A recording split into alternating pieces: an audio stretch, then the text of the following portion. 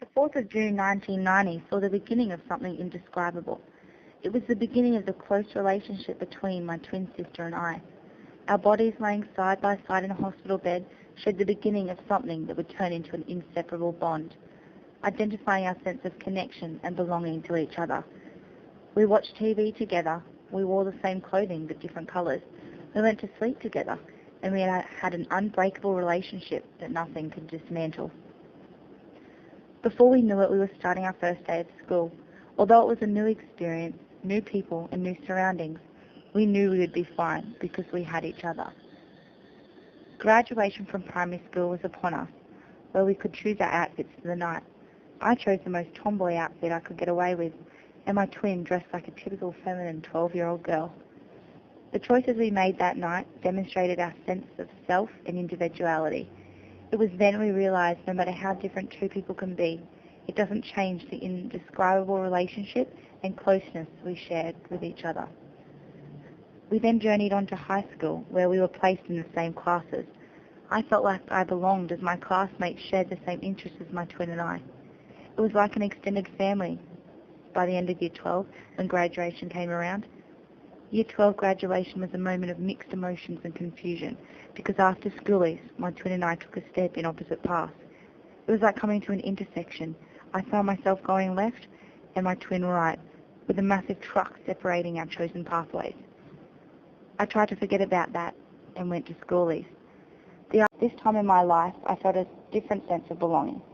I felt exclusion in a sense that everyone around me was partying and living up to the high expectations of schoolies.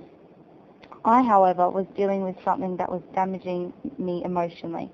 I had a life-changing experience that still has its effects today.